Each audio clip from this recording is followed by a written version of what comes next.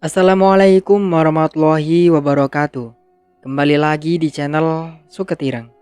Di kesempatan kali ini saya akan membawakan sebuah cerita yang berjudul Misteri Mayat Membusuk di Gudang Belakang.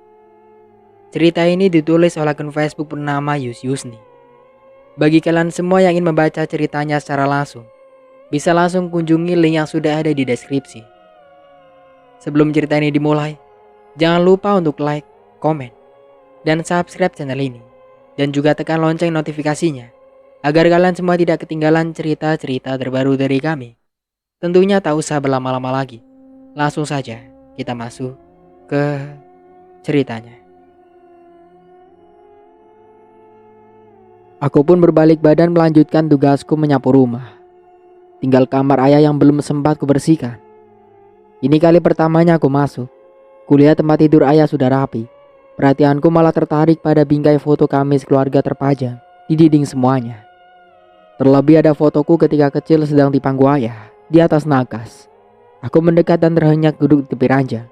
Kuambil bingkai tersebut lalu kuusap-usap. Kudegap erat bingkai tersebut. Kembali membuka kenangan masa kecilku yang menari-nari di angan. Ingin rasanya aku kembali ke waktu itu dan memperbaiki segalanya. Aku beralih pada sebuah map yang berada di atas nakas. Map berwarna coklat itu seperti magnet yang berusaha menarik perhatianku agar mau menyentuhku. Bingkai foto tadi kuletakkan di tempat semula, lalu mengambil map yang entah apa isinya. Beberapa cari kertas yang kubaca penggalan atasnya ternyata dari sebuah rumah sakit. Lalu aku memperhatikan dengan seksama surat dari hasil dokter yang mendiagnosis bahwa ayah terkena kanker paru-paru stadium 4. Tak sadar air mataku jatuh membasahi surat tersebut. Gak mungkin. Sangga aku menggelengkan kepala. Pasti ini aku salah baca. Ulang lagi dari atas mulai dari label hasil lab hingga pernyataan yang sudah ditanda tangani oleh dokter semua tetap sama. Ayahku menderita kanker paru-paru. Ayah begitu pandai menutupinya. Ia bahkan terlihat sehat. Apa karena Allah memberiku hidayah yang menggerakkan hatiku agar menemani sisa hidupnya? Tidak. Aku belum sanggup membayangkan kalau ia tiada nanti. Cukup dengan kepergian ibu dan kedua kakakku yang membuat aku seperti orang tak waras. Ayah, kenapa aku baru tahu hal ini di saat sekarang? Aku menyesali beberapa tahun yang kulalui tanpa dirinya. Terdengar pintu depan diketuk. Aku langsung melompat bangkit membawa surat itu bersamaku. Begitu pintu terbuka, hampir saja aku menubruk tubuh Faris. Kami beradu pandang dalam diam. Aku merasakan deru napasnya. Perlahan ia mundur menjaga jarak di antara kami. Kupikir ayah yang pulang. Ternyata bukan. Maaf. Ucapku tertunduk malu. Iya, tidak apa-apa. Pak Wahyu ada di rumah. Tanyanya. Ayah keluar. Jawabku. Kemana? Katanya ingin jalan-jalan. Pandanganku juga teralih pada tas ransel di belakang punggungnya. Pria itu tampak rapi dengan jaket serta mengenakan topi hitam. Tampaknya ia akan pergi. Tolong sampaikan salam abang padanya dan terima kasih banyak atas... Ucap Faris terjeda. Dek! Teriak seorang pria itu di ujung jalan menuju ke rumahku. Aku dan Faris memandang ke arah orang tersebut. Ada apa, Pak? Lelaki itu berhenti dengan napas ngos-ngosan. Kubiarkan dia mengatur napas sebelum menanyainya. Pak Wahyu! Ucapnya kepayahan. Ada apa dengan ayah, Pak? Tanyaku yang mulai cemas. Pak Wahyu jatuh di jalan. Kami membawanya ke puskesmas. Sudut mataku langsung berair. Rasanya semua tulang remuk. Kakiku tak mampu menopang beban tubuh yang gamang ini. Ayah, gumamku sambil membekap mulut. Ayo, kita ke sana lihat Pak Wahyu. Kurasakan sentuhan dari tangan pria yang beberapa hari ini mencuri perhatianku. Ia menggandeng tanganku berjalan tergesa-gesa menuju puskesmas. Puskesmas memberi rujukan agar Pak Wahyu dibawa ke rumah sakit yang ada di kota. Faris yang berencana akan merantau kembali terpaksa ikut mengantar Pak Wahyu menggunakan ambulan. Ia tak sadar jika sejak tadi terus memegang bahu Afni. Bangun ya, bangun. seru Afni sambil menggenggam erat jemari ayahnya. Sabar dek, Pak Wahyu akan baik-baik saja kok, ucap Faris berusaha menenangkan. Ucapan Faris tak diindahkan oleh Afni. Perumahan itu tengah bersedih karena ayahnya kehilangan kesadaran. Akhirnya, mereka pun tiba di sebuah rumah sakit tempat di mana Pak Wahyu sering berkunjung untuk menjalani pengobatan dan terapinya selama ini. Pak Wahyu langsung dibawa ke ruang ICU karena sebelumnya sudah dinyatakan koma ketika di dalam perjalanan.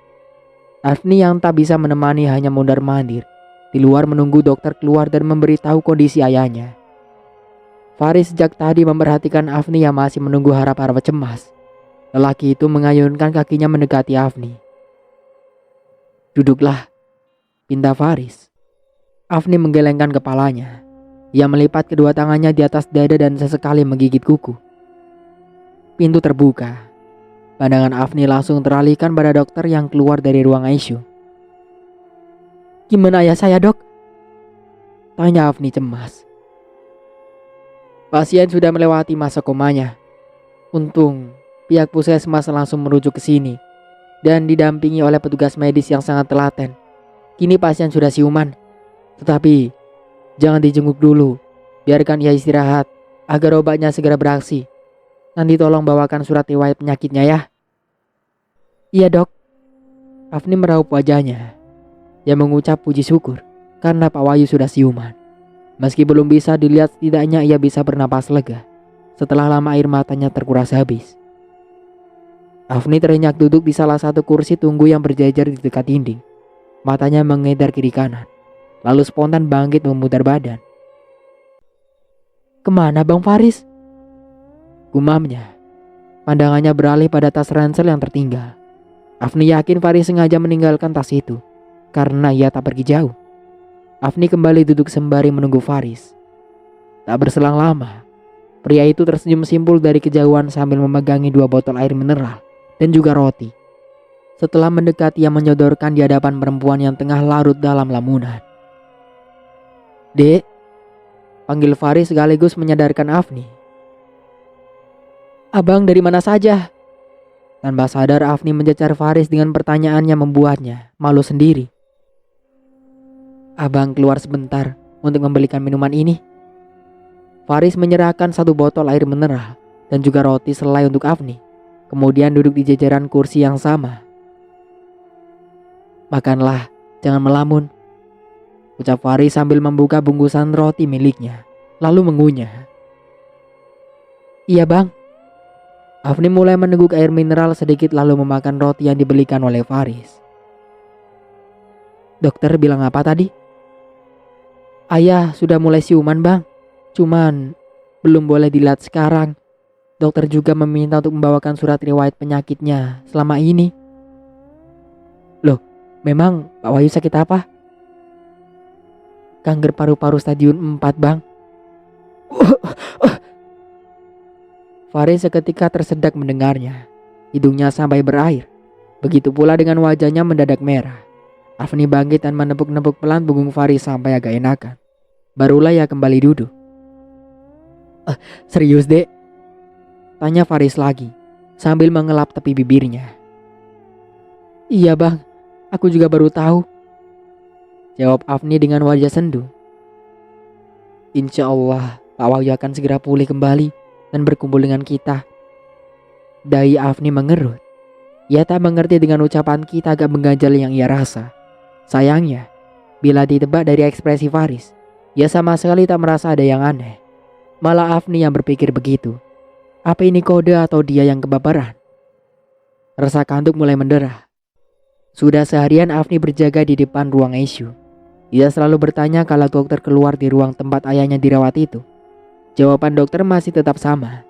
Afni belum diperbolehkan untuk melihat.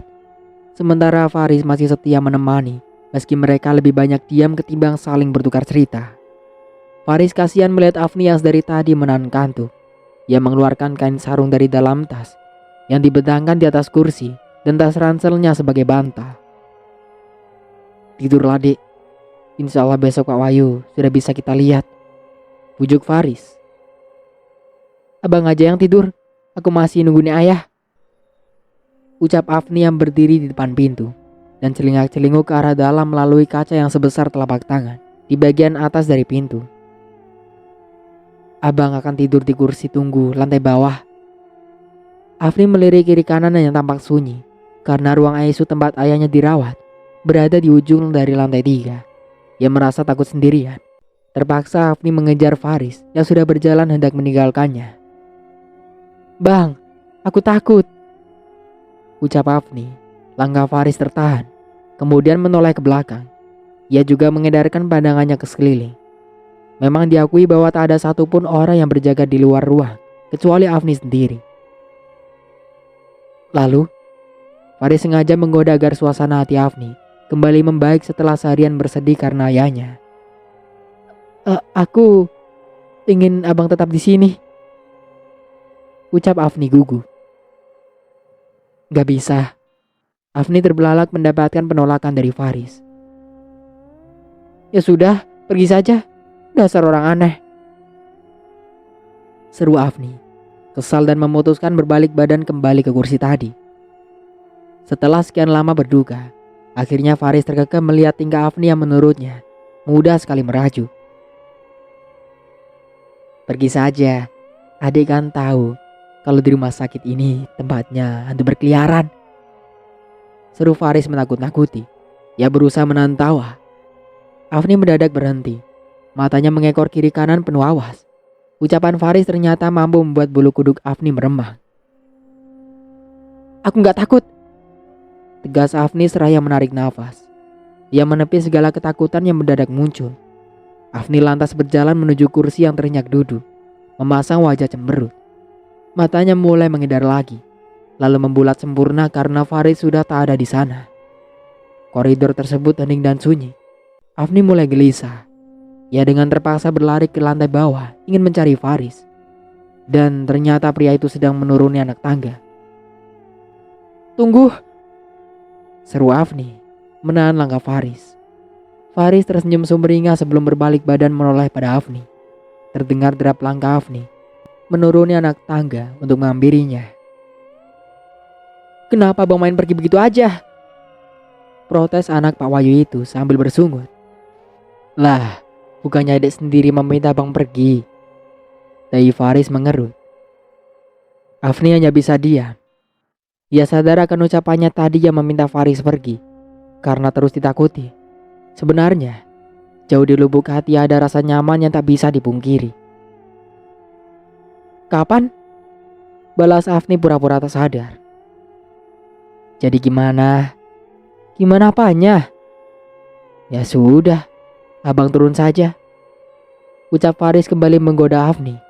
Entah perasaan apa itu, ia bahkan senang saling mengganggu perempuan itu sampai kesal. Iya temani." Afni mengakui keinginan yang sebenarnya. "Temani kemana?" "Ya abang ikut kembali ke atas." Afni segera berbalik badan dan mulai menapaki anak tangga kembali ke atas. Faris menyusul di belakangnya. Di satu sisi Afni bersedih karena ayahnya harus dirawat di ruang ICU. Di sisi lain ia senang. Setidaknya kesedihan yang dirasakan terobati karena kehadiran Faris. Afni merebahkan dirinya di atas kursi yang kepalanya beralaskan tas ransel. Sedangkan Faris tertunduk di lantai. Dia berhadapan dengan Afni. "Maaf sudah merepotkan abang," ucap Afni memandang ke arah Faris yang sudah layu karena mengantuk. "Iya, ini belum ada apa-apanya jika dibanding Pak Wahyu yang selalu membantu abang selama ini," lirih Faris. "Bang." Faris yang duduk berselonjor, menyandar di dinding itu kembali membuka matanya. "Gak jadi," ucap Afni karena tak tega melihat Faris yang sudah sangat mengantuk. Maksudnya tadi ingin mengajak ngobrol agar mengurangi rasa takutnya. "Kenapa? Gak apa-apa. Tidur sana. Biar nanti pas bangun Pak Wahyu sudah bisa kita lihat." "Iya bang." Afni membelakangi Faris seraya menarik sarung agar menutupi tubuhnya. Sepanjang malam di rumah sakit Afni tak bisa tidur. Wajahnya selalu membayangkan senyum karena perhatian yang diberikan Faris. Sesekali ia menoleh ke belakang memandang Faris yang sudah memejamkan mata. Lalu ia sendiri juga berusaha tidur. Akhirnya, Pak Wahyu sudah sadar dan dipindahkan di ruang rawat biasa. Afni selalu mendampingi ayahnya dengan perasaan bahagia. "Kamu kenapa senyum-senyum begitu?" selidik Pak Wahyu dengan suara lemah. "Aku senang akhirnya ayah bisa sadar lagi." "Benar itu saja kan? Pasti ada yang lain." Meski tubuhnya terbaring lemah, Pak Wahyu masih tetap menggoda anaknya. "Enggak ya." Pipi Afni mulai bersemu merah. "Mana Faris?" "Bang Faris keluar, katanya mau beli sarapan. Emang kenapa ya?" "Ayah mau bicara penting padanya selagi ayah masih hidup." "Ayah kenapa bicara begitu?" Raut wajah Afni mulai berubah sedih. "Nah, mungkin kamu sudah tahu akan penyakit ayah ini. Ayah bersyukur kamu pulang di saat-saat terakhir ayah. Kamu juga mulai menjadi anak yang baik dan penurut. Dulu ayah berpikir, apakah kamu benar-benar sudah melupakan ayah dan hidup bahagia bersama Yuda? Kalaupun iya, ayah selalu berdoa untuk kebaikanmu. Nyatanya kamu kembali ke sisi ayah lagi dengan perubahan yang luar biasa. Ayah sedikit tenang, nak. Lagipun, jika ayah tiada sebelum bertemu denganmu, ayah sudah menyiapkan surat untuk Faris agar mencarimu dan menyampaikan bahwasanya ayah sudah maafkanmu." "Ya." Mata Afni berembun. Ia genggam erat tangan kiri ayahnya. "Ayah ingin Faris menjagamu. Jika tidak sebagai suamimu, setidaknya bisa menganggapmu sebagai adiknya. Karena ayah yakin Faris adalah pria yang sangat baik." "Aku ingin ayah tetap hidup ya. Aku ingin terus bersama ayah." Afni tak kuasa menahan tangisnya. Ia merebahkan kepalanya di atas dada sang ayah. Pak Wahyu mengusap-usap kepala putrinya dengan lembut. Saat mereka larut dalam kesedihan, Faris masuk dan kaget ia ingin kembali keluar karena merasakan mengganggu mereka. Namun, Pak Wahyu sudah lebih dulu melihatnya. "Bapak ingin bicara denganmu," seru Pak Wahyu, menahan langkah Faris yang akan keluar. Faris menghampiri Pak Wahyu. Afni yang semula duduk segera bangkit memberikan kursinya pada Faris. Lalu ia sendiri memilih berdiri. "Ada apa, Pak?" "Riz, boleh Bapak minta tolong?" Pak Wahyu balik bertanya dengan tatapan sendu. "Iya Pak, tentu saja." "Tolong jaga Afni." Sejenak Faris melirik ke arah Afni yang hanya menunduk dengan raut sedih. Faris tak berani menyangga ucapan Pak Wahyu atau sekedar bertanya ada apa gerangan. Kenapa Pak Wahyu meminta ia untuk menjaga Afni? "Bapak ingin Afni tetap seperti ini nanti setelah Bapak tiada. Kamu tahu, dia memang agak keras kepala, tapi hatinya baik." "Pak Wahyu, kenapa bicara seperti itu? Bapak akan sembuh, Pak." Ucap Faris menyentuh punuk tangan Pak Wahyu. "Memang semuanya sudah diatur Yang Maha Kuasa, Riz. Setidaknya mumpung Bapak masih bernapas, jadi bisa mengatakan ini padamu, Faris." Iya Pak." Faris mendekatkan lagi kursinya. "Apa kamu mau menikahi Afni?" Pipi Afni makin memerah karena malu. Apalagi saat dia berdekatan dengan Faris. Rasanya tak sanggup mendengar penolakan Faris nanti. Sementara Faris menyunggingkan senyum karena menganggap permintaan Pak Wahyu hanyalah bercandaan saja. "Ayah!" seru Afni yang sudah sangat malu. "Pak, aku ini tidak punya apa-apa, Pak. Latar keluargaku juga Bapak tahu sendiri. Aku juga sudah pernah menikah dan punya anak. Mana mungkin putri Bapak yang masih gadis menikah dengan duda sepertiku. Ah, Bapak ini ada-ada saja," ucap Faris. "Afni juga banyak kekurangan, Faris. Tak mengapa jika kamu tidak mau menikah dengannya. Bapaknya ingin Afni ada yang jaga agar tak merasa sendirian lagi seperti itu. Bapak ingin Afni tetap seperti sekarang ini." Melas Pak Wahyu. Faris menoleh ke Afni yang sedang memandang ke arah jendela. Wajah Afni bersemu merah dan sesekali menggigit bibir.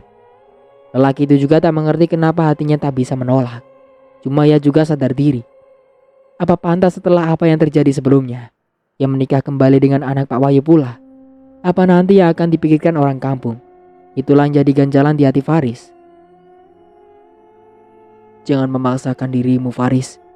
Ini bukan permintaan harus kamu turuti. Kamu yang tahu hatimu.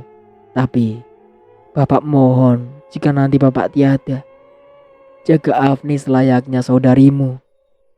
Pak Wahyu memohon dengan sungguh-sungguh. Baiklah, jawab Faris mantap. Mata Pak Wahyu berbinar seketika. Begitupun dengan Afni yang langsung mengalihkan pandangan ke Faris. Perempuan itu terbelik tak percaya. Maksudmu? Tanya Pak Wahyu ingin meyakinkan dirinya lagi. Aku akan menikahi Afni, Pak. Tapi aku tidak bisa sekarang. Karena aku akan mengumpulkan uang dulu. Bapak juga masih sakit. Bapak ingin sekarang kamu menikahi Afni. Cukup berikan mahar yang terbaik yang kamu punya. Dan sesanggupnya. Bapak ingin mewakili Afni karena ini tugas terakhir Bapak sebagai seorang ayah. Afni berhambur memeluk ayahnya. Air mata sudah tak bisa dibendung lagi. Kenapa ayah bicara begitu? Ayah pasti sembuh ya, ucap Afni. Afni, jadilah istri yang berbakti. Ayah sudah sangat merindukan ibumu di sana. Ayah. Tangis Afni semakin menjadi. Hari itu juga, entah kekuatan dari mana, Pak Wahyu bisa duduk dengan punggung bersandar pada bantal. Wajahnya semakin pucat, namun terlihat sesekali senyum bahagia mengambang di wajahnya. Dokter yang sudah jadi teman baik Pak Wahyu memanggil seorang penghulu dan 2 orang saksi yaitu petugas medis di sana. Hanya bermaharkan Al-Quran dan tasbih yang diminta Pak Wahyu untuk putrinya. Faris kemudian menjabat tangan Pak Wahyu dan mulai mengucapkan ijab kabul. Dengan satu tarikan napas akhirnya Faris menghalalkan Afni menjadi istrinya. Pak Wahyu menangis terseduh-seduh kala sudah menunaikan kewajibannya sebagai seorang ayah. Alhamdulillah ya Allah, Engkau memberiku kesempatan untuk melakukan ini. Seru Pak Wahyu mengadah kedua tangannya ke atas. Afni tak bisa berkata-kata. Di satu sisi ia bahagia, di sisi lain ia sangat bersedih dan terluka. Raut wajah Pak Wahyu saat ini membuat Afni mempunyai firasat buruk. Bukannya menciumi tangan suaminya, ia malah memeluk sang ayah dengan erat. Kamu bahagia kan nak? Tolong jaga marwahmu sebagai istri. Faris kini berhak atasmu. Aku ingin ayah tetap bersama kami. Kenangan ayah akan terus ada di dalam hati kalian. Jangan bersedih sayang. Hapus air matamu. Pergilah ke suamimu dan cium tangannya. Pak Wahyu melepaskan pelukan putrinya. Afni melirik Faris yang masih duduk dalam keadaan diam. Dengan tubuh gemetaran, Afni mendatangi Faris dan meraih tangan lelaki itu. Ia kecup dengan lembut punggung tangan Faris yang basah karena air matanya yang tak berhenti menetes. Faris pun menyentuh pucuk kepala Afni untuk pertama kali. Afni kembali pada ayahnya setelah itu. Meski sudah sah menjadi suami istri, Faris dan Afni lebih banyak diam. Padahal mereka di ruang yang sama, menunggu Pak Wahyu yang tertidur setelah menikahkan anaknya tadi. Sudah hampir 4 jam berlalu. Pak Wahyu tak kunjung bangun. Afni yang cemas mencoba mendekat. Ia takut terjadi sesuatu pada ayahnya. Ya, bangun, bisik Afni ke telinga sang ayah. Kenapa dibangunin, Dek? Tanya Faris menghampiri istrinya. Ia baru saja masuk kembali ke dalam ruang rawat itu karena sebelumnya berpamitan untuk menunaikan sholat di luar. Gak tahu bang. Faris mendekat, menyentuh tangan Pak Wahyu yang terasa sangat dingin. Jantung Faris berdetak makin kencang. Bahkan ia sempat meneguk saliva. Ada apa bang?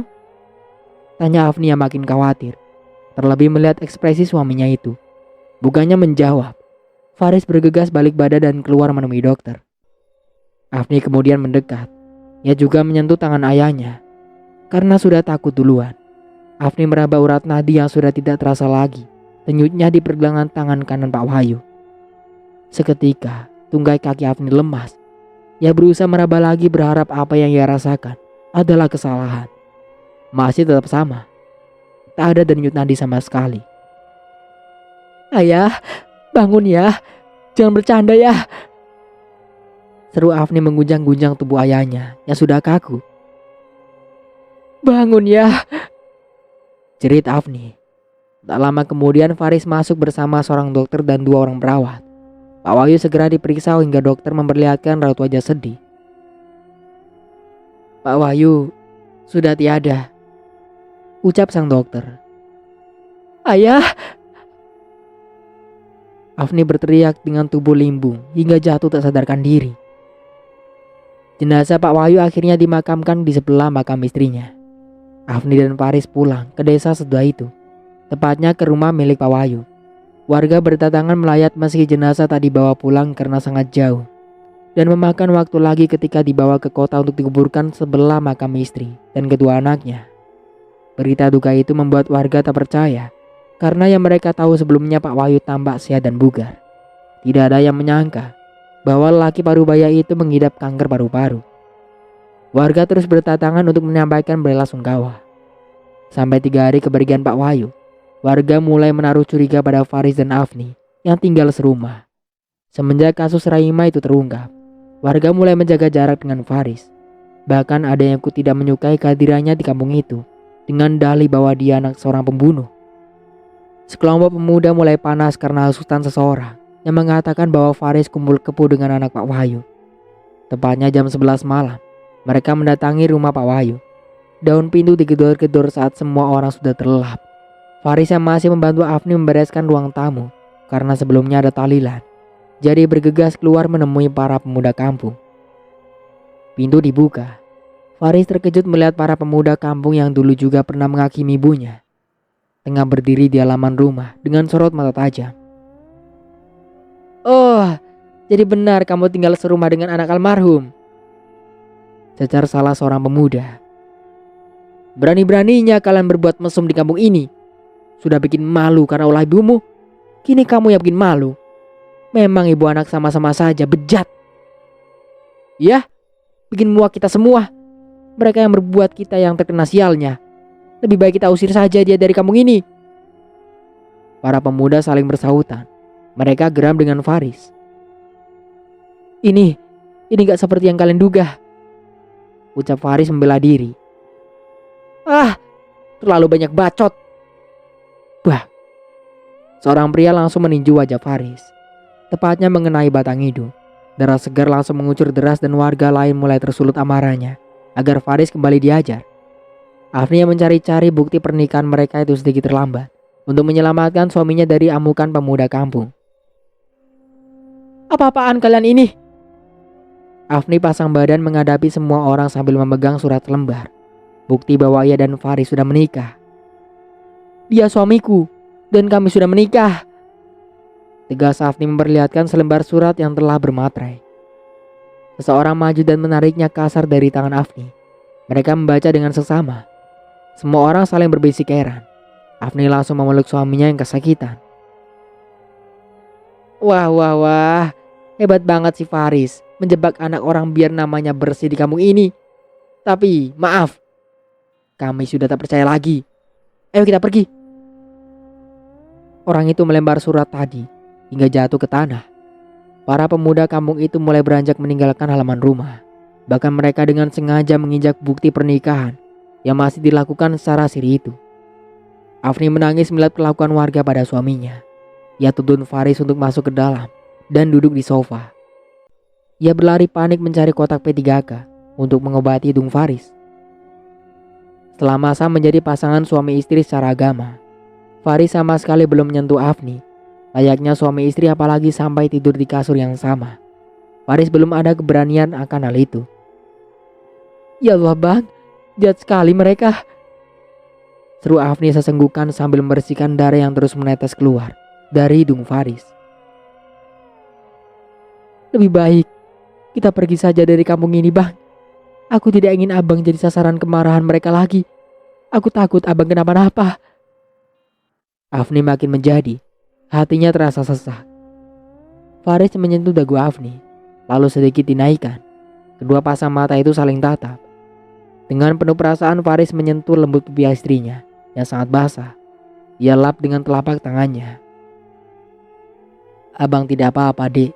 Sudah, jangan menangis lagi ya," ucap Faris. "Bagaimana aku tidak menangis lihat suamiku seperti ini, Bang? Mungkin abang tidak peduli karena abang tidak mencintaiku.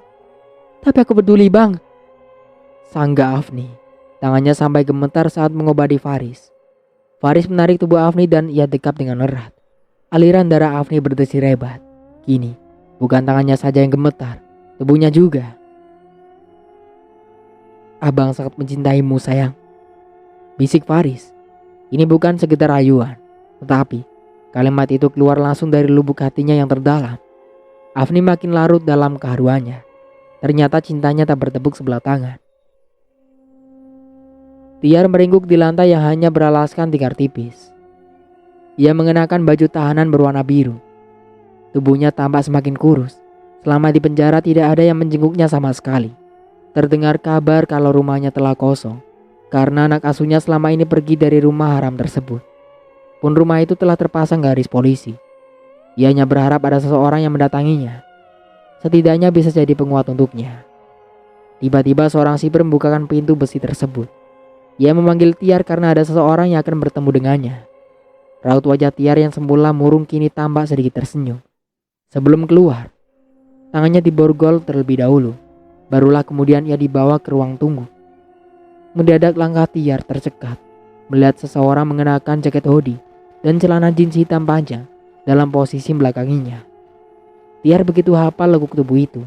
Ia langsung berlari menghampirinya. "Yuda!" seru Tiar. Spontan pemuda itu membalikkan badan menghadapnya. Yuda, anak Tiar, langsung mundur menjaga jarak dengan ibunya. Ekspresinya datar. Kedua tangannya dimasukkan ke dalam saku hoodie. "Kenapa kamu baru jenguk mama sekarang?" Tatapan Tiar mengibah. "Mah, aku butuh uang," ucap Yuda tanpa basa-basi terlebih dahulu. "Setelah sekian lama kamu baru menemui mama hanya untuk meminta uang saja." Tiar sedikit kecewa karena anak hasil hubungannya selama menjajakan diri itu seolah tak peduli keadaan ibunya. "Mah, apa yang terjadi itu masalah mama, bukan masalahku. Lagian, kenapa mama sampai ngebunuh orang sih?" "Yuda!" "Sudahlah mah, aku butuh uang. Motorku sudah aku jual." "Lalu pacarmu?" "Aku tidak tahu. Sudahlah, gak penting itu. Aku ingin uang mah. Aku perlu makan," tandas Yuda. "Kamu harus carikan mama pengacara dulu." "Ah, aku tidak punya waktu untuk itu. Kalau mama gak ngasih, aku bakal ambil perhiasan mama yang ada di rumah." "Yuda!" bentak Tiar. Yuda segera berlalu meninggalkan ibunya yang tertegun, memperhatikan sikapnya. Hati Tiar semakin hancur. Anak yang diharapkan bisa membantunya agar ringan dalam menjalani proses hukum ini sama sekali tidak bersimpati. Itulah anak hasil didikannya, jarang pulang dan suka berfoya-foya. Dia hanya tahu kalau Yuda tinggal bersama pacarnya di sebuah kos yang ada di kota. Namun, ia sendiri tidak tahu siapa gadis yang rela bertahun-tahun tinggal bersama anaknya yang berandal itu. Terkadang, Tiar sadar diri kalau kelakuan putranya itu menurun darinya. Kadang ada rasa sesal juga. Kenapa mempertahankan kandungannya dulu kalau begini yang ia dapat? Semua sudah terjadi. Kini yang ia lakukan hanyalah pasrah pada keputusan pengadilan. Warga main hakim sendiri. Tanpa meminta persetujuan dari Faris, mereka membakar rumah serta gudang peninggalan ibunya dulu. Api berkobar sangat besar di malam itu. Darul, sang kepala desa, tak bisa mencegah beberapa warganya melakukan aksi tak terpuji itu. Karena ramai dan heboh, Faris keluar dari rumah bersama istrinya mendatangi rumah ibunya yang sudah dilalap habis jago merah. Ia tatap satu persatu wajah yang bersorak gembira karena sudah melepaskan amarah mereka dengan cara brutal itu. Hatinya begitu hancur karena tak ada satupun warga yang bersimpati padanya. Semua kenangan yang ada di rumah itu tak terselamatkan, termasuk hingga foto Kayla dan almarhum istrinya. Astagfirullahaladzim, aksi kalian ini justru bisa dipidanakan, seru Afni. Kami tidak peduli, sahut seorang warga. Faris tak dapat berkata-kata lagi. Dia memilih kembali ke rumah peninggalan mertuanya dengan tergesa-gesa. Afni yang kebingungan berlari menyusul. Terlihat Faris tengah meninju-ninju dinding sampai ruas jarinya berdarah. Ia tak bisa melampiaskan kemarahannya pada warga, dan ia lampiaskan sendiri pada dinding rumah. Abang, pakik Afni, lalu berusaha menenangkan suaminya. Kedua sudut mata Faris berair. Afni menghapusnya dan memeriksa jari Faris yang terluka. Kenapa abang melampiaskan dengan cara seperti ini? Afni menarik tangan suaminya menuju sofa. Lalu ia mengambil obat di kotak P3K. Tatapan Faris nanar. Hidupnya terasa tidak guna lagi. Gara-gara perbuatan ibunya. Ia yang kena ibas. Kita pindah saja bang. Kita keluar dari kampung ini, ucap Afni. Ia paham betul kenapa Faris memilih pulang. Toh, tidak ada yang bisa dilakukan suaminya di sana kan? Kalaupun Faris meluapkan kesalahannya di sana, memang siapa yang peduli? Yang ada warga semakin geram dan mengajarnya kembali. Kita mau pindah kemana? Abang sampai saat ini belum bekerja. Abang ini payah, sangat payah. Jangankan melindungimu. Lihat, untuk menghadapi mereka saja abang tidak mampu, ujar Faris. Bukan tidak mampu bang, tapi percuma juga abang membela diri mati-matian di sana, karena mereka juga tidak akan peduli bang. Maka dari itu abang lampiaskan di rumah sampai tangan abang terluka begini kan? Faris melirik Afni. Memang diakuinya apa yang dikatakan Afni benar adanya. Tak masalah kalau abang belum kerja. Kita tinggal di luar kampung ini sementara waktu sampai kondisi nyaman lagi, saran Afni. Faris menarik napas dalam-dalam. Yang mendadak teringat pada almarhumah istrinya dulu. Sama seperti Afni yang mau menerima keadaannya. Dan sekarang ia mulai merasa tak mampu membahagiakan anak perempuan Pak Wahyu itu. Ayam masih ada tabungan bang. Kita bisa pakai. Tidak, itu adalah milik Pak Wahyu, sanggah Faris. Tapi kan aku anaknya bang. Ayah juga sudah tiada. Asuransinya juga akan keluar, Afni meyakinkan. Faris tertunduk meremas-remas rambutnya. Perasaannya tak menentu. Bang, Afni menyentuh bahu Faris. Pria macam apa bang ini? Rutuk Faris. Bang, semuanya bisa kita lewati bersama. Lupakan semua yang sudah terjadi. Kita buka awal yang baru bang, ucap Afni. Memang kita mau kemana? Kita pergi dari kampung ini. Adek yakin kita pergi dari sini? Iya. Berat baginya meninggalkan kampung halaman hanya gara-gara perbuatan Rahimah. Kampung yang semula nyaman jadi tempat untuk pulang, kini berubah menakutkan. Setelah terjadi perdebatan dan Faris tidak mau dianggap numpang hidup dengan istrinya, ia terpaksa menjual motornya pada seseorang, meski harganya murah. Setidaknya Faris ingin membuktikan tanggung jawabnya sebagai seorang suami. Uang itu digunakan untuk menyewa kontrakan yang jaraknya cukup jauh dari kampungnya. Ia ingin memulai hidup baru bersama Afni. Abang akan mencoba berdagang saja dengan sisa uang ini. Afni menarik napas dalam-dalam, lalu terhenyak duduk di atas dipan yang belum ada kasurnya. Terserah abang saja. Aku selalu mendukung abang, ucap Afni terpaksa. Faris ikut duduk di samping istrinya. Ia menggenggam jemari Afni dengan erat. Kenapa dek? Apa karena kontrakan ini sangat kecil? Bukan itu bang. Harusnya abang jangan menjual motor untuk bisa mengontrak di sini. Kita bisa pakai uang tabungan ayah. Kalau ada rezeki lagi nanti, kita ganti dengan cara ngasih makan anak yatim.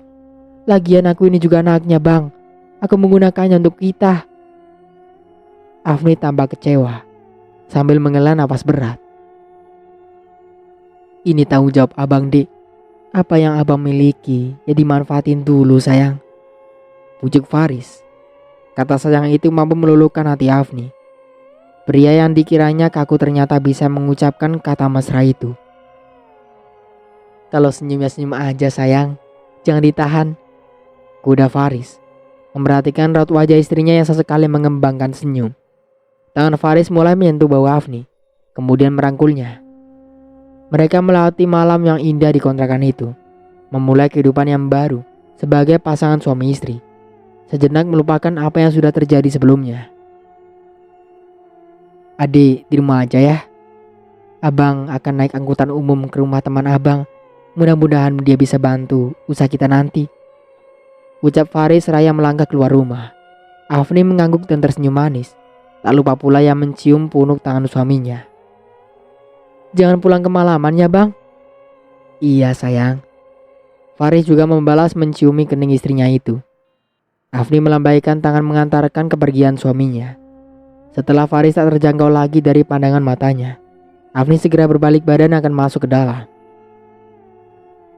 Afni? Panggil seseorang. Dek. Jantung Afni berdetak kencang. Matanya membulat sempurna. Tubuhnya mendadak gemetar. Ia berbalik badan dan menghadap pada sosok yang memanggilnya tadi. Sayang.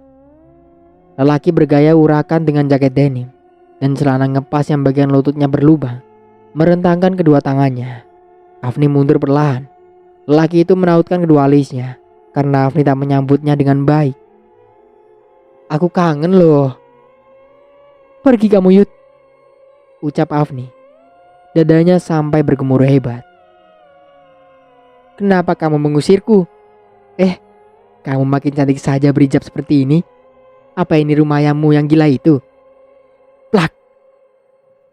Dengan sadar Afni menampar Yuda hingga wajah pria yang pernah membuatnya terperosok dalam dunia malam dan penuh kebebasan itu berpaling.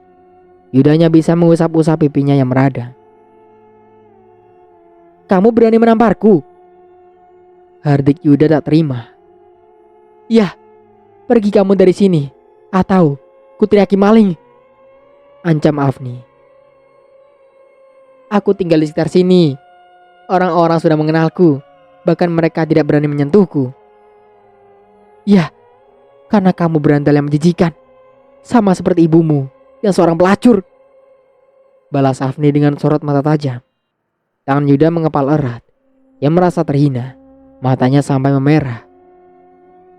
Wah, lihat saja nanti, ancaman Yuda sambil berlalu meninggalkan kontrakan Afni. Wanita itu segera masuk dan mengunci pintunya dengan rapat.